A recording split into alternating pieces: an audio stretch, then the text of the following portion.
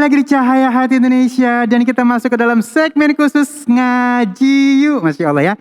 Kita akan ngaji bersama guru kita Ustadz Munawir Ngacir, ngaji ceria. Udah siap?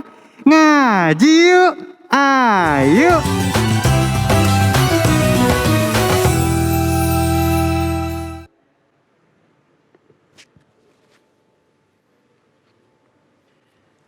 Janganlah mau disanjung-sanjung, engkau dipuja manusia agung. Sadarlah diri, tahu diuntung, sebelum keranda pada mengusung. Bila Israel datang memanggil. Masya Allah. Assalamualaikum warahmatullahi wabarakatuh. Bismillahirrahmanirrahim. Warattilil Qur'ana tartila. Sadaqallahul azim. Sadaqallahul azim. Allahumma salli ala Sayyidina Muhammad wa ala ali Sayyidina Muhammad. Amma ba'du. Para pemirsa Cahaya Hati Indonesia yang selalu dirahmati oleh Allah Subhanahu wa taala, mudah-mudahan kita hidup selalu bersyukur, biar hidupnya makmur, biar kita semuanya keluarganya selalu insya Allah bersyukur, gak cepat makan bubur, biar jangan cepat masuk kubur. Alhamdulillah. Salawat serta salam kita sampaikan keharibaan junjungan kita, manusia agung, manusia yang diagungkan oleh yang maha agung, baginda Nabi besar Muhammad sallallahu alaihi wasallam. Semoga para pemirsa dan juga yang ada di studio insya Allah bareng-bareng selalu mendapatkan syafaatul uzmah nanti di yaumul akhirah. Baiklah pemirsa Cahaya Hati yang dirahmati Allah Subhanahu wa taala, tahadus binikmah kepada para alim ulama yang sempurna hanya milik Allah Subhanahu wa taala. Subhanahu wa taala. Bismillahirrahmanirrahim. Pada kesempatan kali ini para pemirsa kita mau belajar bareng-bareng yaitu surah Al-Bayyinah. Nanti di rumah sudah disiapkan Al-Qur'annya. Sebelum kita memulai tentunya saya akan menyapa bintang tamu kita yang luar biasa. Saya nanti tanya dari mana, dari mananya. Insya Allah ini ada niat masih mau belajar. Insya Allah masih niat untuk memperbaiki bacaan Al-Quran. Orang yang hafal Al-Quran, orang yang bacaannya bagus, makanya dikatakan oleh Rasulullah, Al-mahiru bil Quran ma'asafaratil kiramil bararah. Masya Allah. Orang yang mahir Al-Quran itu bareng-bareng nanti dengan para malaikatnya Allah Subhanahu wa ta'ala. Nah, saya Munawir Ngacir tentunya tidak sendirian. Saya ditemani oleh bintang tamu kita yang luar biasa. Saya akan sapa. Assalamualaikum. Waalaikumsalam, Ustaz. Dari apa? Namanya siapa, Pak? Yopi, Ustaz. Hah? Yopi. Oh, namanya Dobleh. Siapa? Yopi. Oh, Dobi. Yopi. Yopi. YOPI. Oh ya. Masya Allah. Saya pikir namanya Doble. Kan ada yang namanya Doble, Painem, Paijo, Paino ya. Ya namanya orang Jawa ya kan. Mbak Dobi dari mana? Saya dari Bumi Ayu. Bumi Ayu. Masya Allah. Wong Bumi Ayu. Masya Allah. Bumi Ayu berarti udah deket tuh sama Cilacap ya nggak? Iya. Emang Cilacap ya Bumi Ayu ya? Iya Cilacap, Sirau, Banyumas ya nggak? Ya Allah itu, Masya Allah. Ini datang di sini itu dipanggil dari iNews apa dari mana? Oh, enggak, saya ya tadi dipanggil lagi sholat duha. Katanya mau belajar ngaji enggak? Masya Allah. Saya mau belajar. Luar biasa nih motivasi buat anak-anak muda zaman sekarang ya. Ya kan kadang anak muda zaman sekarang itu ngaji kadang-kadang males ya. Iya Ustaz. Ya Allah. Nah makanya orang tua kita memberikan contoh kepada anak-anak kita yaitu akan ngaji bareng-bareng. Saya bukan menggurui tapi ngaji bareng Barang kalau ngurin kayaknya ilmunya banyak bener gitu ya. Baiklah para pemirsa, emak-emak, nyak-nyak, encang-cingnya, babe semuanya yang ada di rumah, mari kita bersama-sama baca terlebih dahulu. Nanti ada bacaan apa, kita koreksi bersama-sama ya. Namun sebelumnya saya akan dibacakan yaitu surah Al-Bayyinah ayat pertama. Silakan Pak Bobi. Bismillah. A'udzu billahi minasy syaithanir rajim. Bismillahirrahmanirrahim. Lam yakunil ladzina kafaru min ahlil kitabi wal musyrikina munfakkina hatta ta'tiyahumul bayyinah. Rasulun minallahi yatlu suhufan mutahharatan fiha kutubun qayyimah. Sadaqallahul azim. Masya Allah, ini nadanya udah kayak pesantren bener ya. Pemirsa, ini yang nyontohin imam rawatib di musola ya kan. Udah bacanya udah cakep begini kan luar biasa. Namun nih pemirsa, tadi Pak Dobi. Yopi. Iya. Pak Yopi nanti pemirsa, tadi tanafusnya, napasnya yang sudah sudah terlalu agak sedikit expired ya. Udah pendek nih masalahnya. Yang jadi bagaimana cara mengaturnya biar baca Al-Qur'annya tidak salah, nafasnya kudu diatur ya. Iya. Kalau misalkan satu ayat nggak mampu, ada namanya waqaf ibtida. Nah, pemirsa, tadi sudah bagus bacaannya dan cuman tinggal tartilnya saja. Insya Allah. Nah, para pemirsa, mari kita baca bersama-sama yaitu surah Al-Bayyinah ayat yang pertama. Saya ayat yang pertama dulu, nanti tinggal keterangannya pemirsa. Mama bengong aja nih di rumah ya. Masya Allah. Yuk sebelum kita membaca, kita nadanya dulu ya. Mama. 1, 2, 3.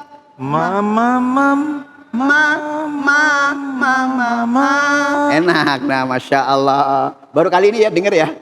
Iya Pak Yopi, Masya Allah.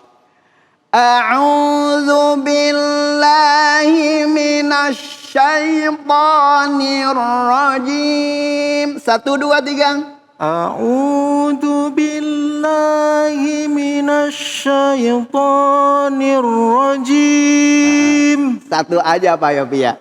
Itu satu aja lagu buat jadi imam kemana aja enak ya. Bismillahirrahmanirrahim. 1, 2, 3. Bismillahirrahmanirrahim. Baik pemirsa, nanti sampai wal musyrikin. Ini waqaf ibtidanya pertama dulu ya. Di sini walaupun di sini tidak ada waqaf ya. Di sini tidak ada waqaf, tapi di sini boleh berhenti, tapi cara menyambungnya harus sinkron dengan ayat yang tadi waqaf terlebih dahulu. Oke, di sini kan ada namanya kalau di dalam ilmu alat ada namanya wawu atof, penyambung ya. Iya. Pemirsa, yuk kita baca bersama-sama dengan nada yang tadi yang saya sampaikan. Lam yakunil ladzina kafaru min ahlil kitabi wal musyrikin. Coba bersama. 1, 2, 3. Lam yakunil. 1, 2, 3. Lam yakunil ladzina kafaru min ahlil kitabi wal musyrikin. Napasnya kuat Pak Yobi ya. Kalau yang tadi yang pertama agak ngap ya. Agak megap-megap pemirsa. Kalau orang Jawa bilang udah ambekannya wis ora kuat. Masya Allah. Ini pas ketemu orang Bumi Ayu masalahnya.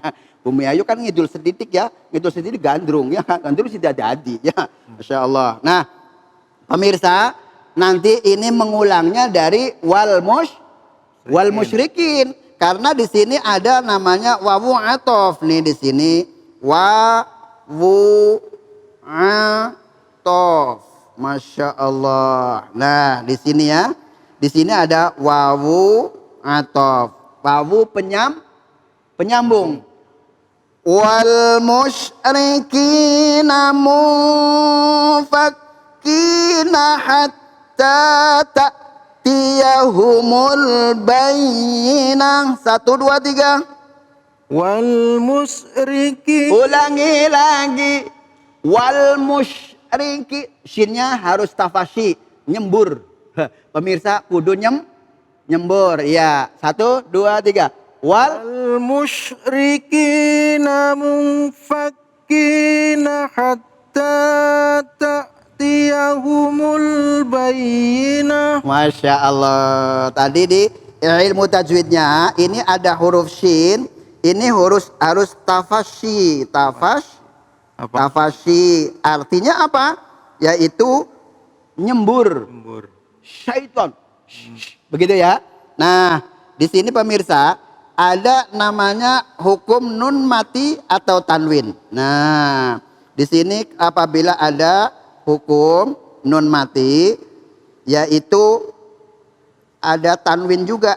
Nah, di sini maka, nah, lafal ini lafal mumfakina.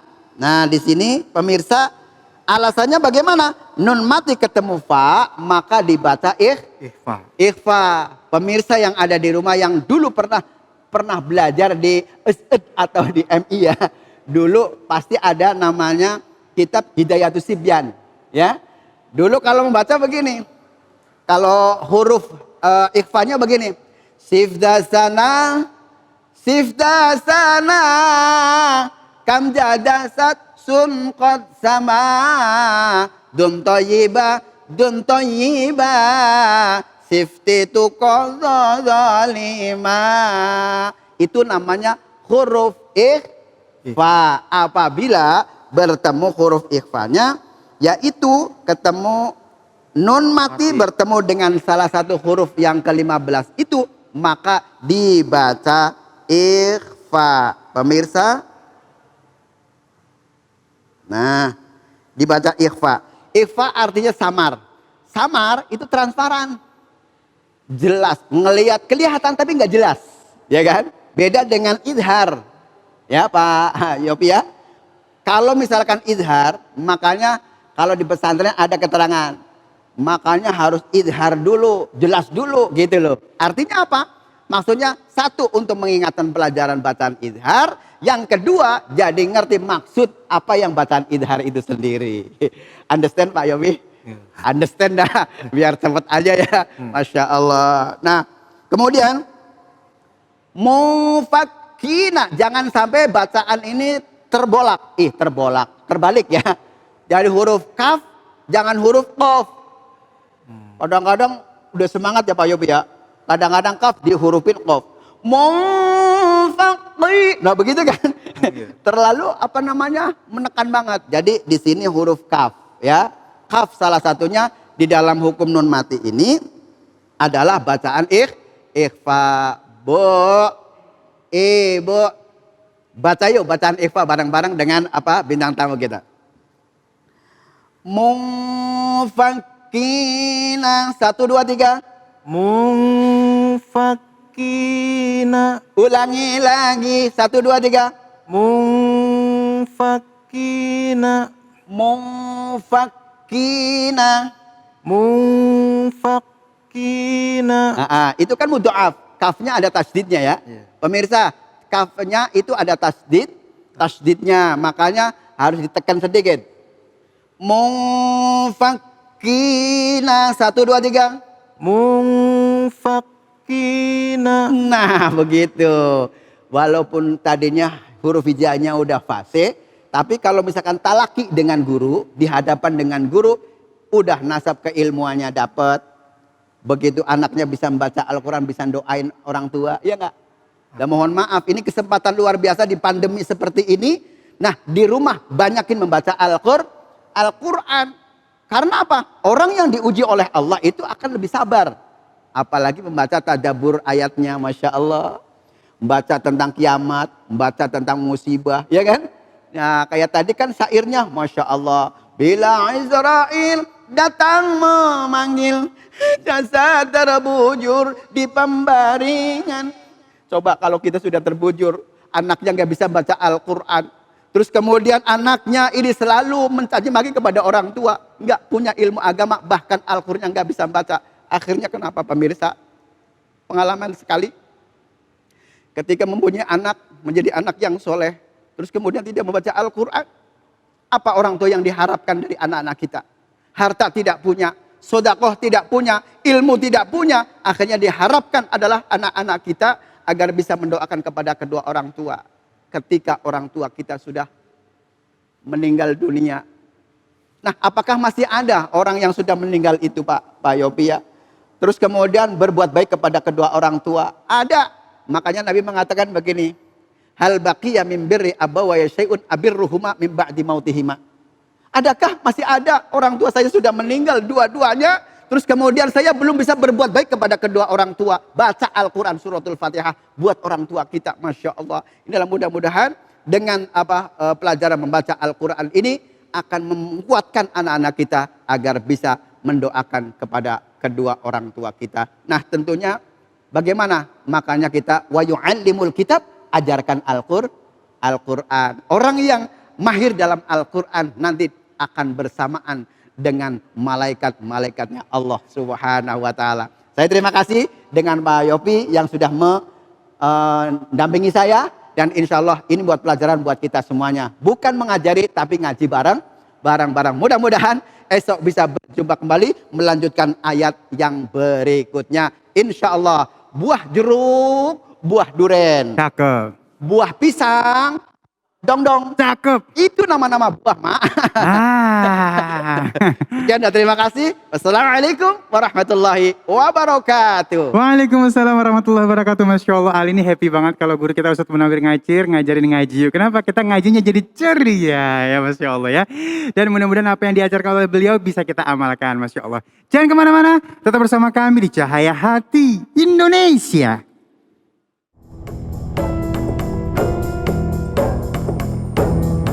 Sebagai umat manusia, pastilah kita memiliki kitab sebagai pegangan untuk menjalani kehidupan.